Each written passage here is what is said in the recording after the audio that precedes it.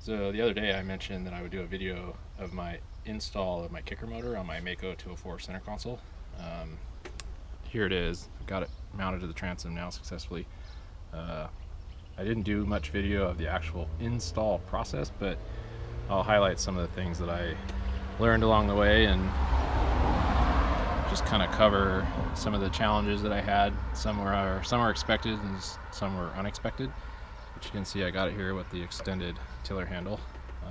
But I'll go ahead and show you kind of the process and some of the things that I struggled with along the way. So here's the Mercury Pro Kicker 9.9 mounted to the Marine Tech Panther motor mount. This was probably the most challenging of the install, especially on this boat. I think Mako didn't really plan to have that bracket or a bracket attached to the transom in this location. I was able to get 3 of the bolts to actually go through the transom. Fortunately, the transom is like 3.5 inches thick back here, so it's pretty robust. But I was only able to get this one, and this one all the way through with a bolt and a plate on the back. And then these 2 lower ones you can't actually access from anywhere inside the boat. And those are lag bolts with some marine epoxy that I use down there. I'm pretty comfortable with it. It's pretty sturdy. It doesn't move at all, and so that's about as best that I could do. And there's about a 1/4 inch tolerance to get all of these bolts to line up in a way that you can actually get them through the hole with a nut on the back because of the way things are shaped on the inside. So I looked everywhere for this motor mount to see how it's actually used with a motor. I couldn't find a video that showed anybody using this, but basically from inside the boat you can just lower this to any of the heights that you want and lock it in. It's spring loaded, so it doesn't take a tremendous amount of force. It's actually easier to do when you're standing up inside the boat, because you can just bend over and pull this guy up and lock it in place. So that's in the highest position. It has these that you can cinch down just for some added security. Go ahead and tighten those down. Pretty basic mount, but like I mentioned, bolting it to the transom was tricky. I actually had to trim away my trim tab at an angle right there in order to fit the mount here. And like I said, there's kind of a pretty tight tolerance of where this mount can go. Didn't really have any options to go up or down or side to side. This was kind of the spot. Fortunately, when it's steering, I actually have a ton of clearance. So when that's turned and the big motor's straight, I have plenty of clearance. I'll go ahead and turn the big motor so you can see at the end how nicely it actually worked out, considering I didn't have much option for where I was going to mount the motor mount. You can see I have a nice about 1.25 inch. It's about the same when the 200 Verado is lowered. You can see here I've got the fuel line and power line plumbed. I just have to cut these zip ties. I'm still kind of finishing the final routing, but I ended up running the fuel line through a new one of these just to give it a nice clean look. And then the power line, this was an existing sleeve that has the same little inlet. I just ran the power cable through there. So all in all, it's just super clean in the back. There's just nothing to trip over. It kind of gets blended in with what's going on with the power steering and the rest of the lines that are going to the bigger motor. But all in all, I think it's pretty clean. I'm pretty happy with it. I got the extended handle here. I actually like that it's off to the side when the motor's straight, so it's not taking up any of this space in here for walking around. Nobody's going to walk into it. And oftentimes when I'm fishing, especially in the lake where it's calm, I just sit up there on the side. pretty comfortable, and it won't be too much of an inconvenience. At some point I'm going to see if I can get a linkage to tie the motors together so I can just use the steering wheel like I normally do. So when I want to run the kicker motor, I installed a 3-way valve that you can see right there.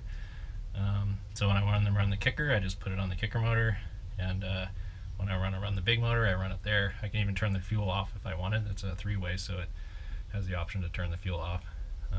The only inconvenience is I have to remove this hatch right here, which really isn't that big of a deal, considering that, you know, it only takes a second to pop that off. And I bought this boat new in November of last year, in 2016, and I did a lot more trolling than I expected, and I ended up putting 116 hours on the big motor, just most of that just trolling. So I'd rather put those hours on this little kicker motor, and if I ever need to replace that, it's much more cost effective to replace that versus the maintenance or replacing the 200 Verado that I have. The Verado does great for trolling. It's got the it has the digital gauges here with the trolling option. The only issue is when I'm trolling in calm water with no current, I can only do about 1.6 to 1.7 miles per hour is the slowest I'll be able to go with on this boat with the 200 Verado. It seemed to be working for kokanee. It seemed to work great for trout. I'm sorry, salmon. Salmon I was closer to probably like 2.5 out when I was fishing out in the Monterey Bay. But considering how big the motor is, this trolling feature with these digital gauges is pretty badass. That's why I didn't get the kicker sooner than I did. But I'm happy that I got the kicker. Found this guy used on Craigslist for it was a model year 2015. Some old guy had it that he said he put 25 hours on it, but I checked the oil and I'm guessing maybe he put like 10 hours on it. The oil's still pretty clean, so I'm just gonna run the normal break-in, and then I'll just do an oil change. Actually, I'll probably change the oil first and then just do a proper break-in, and then it's probably good to go after that. But everything's all plumbed, and I fired it up the other day, and it sounds great and runs smooth. So when I get it out on the water, I'll do a follow-up video just to show what what it looks like in the water and how it performs. From this angle, you can see you literally just pull this lever, and then I think I locked it. Yep. So if you want to lower it, you just do that. This particular bracket has about a 10-inch drop, and then I can lock it back up. Just tighten that bad boy down right there. This handle comes down. The other thing that's cool about this kicker is it's got this little steering lock right here, this little lever, which is pretty cool. It's nice for either setting the boat in a straight line or just when you're driving for security reasons. So along with the fuel, or this fuel valve, the 3-way valve, you can see right above it is the battery connection. That's pretty easy connection from the kicker motor, just routes through under the hull to there, easy access from the hatch. And then in front of that, I don't know if you can see it, there's a little valve which is required for any fuel tanks that are under pressure. You need to have that valve. So I made sure to connect the fuel line for the kicker motor after that valve, which is where this switch is. My original intention was to connect the fuel valve in a place that was more convenient to access to turn it on and off, but I read that valve was important, so that it needed to be after that valve. So I ended up doing it here in the back underneath this hatch. A little less convenient, but it's done properly now. So there you have it. There's the kicker install. It's all complete, and if you guys have any questions or comments, go ahead and leave it down below, and I usually get back to everybody that makes a comment if it's respectful and kind. If you're a douche, then I usually just delete it. So anyway, thank you again for watching, and next time I get this boat out, I'll do a quick little follow-up of this guy and how it performs in the water.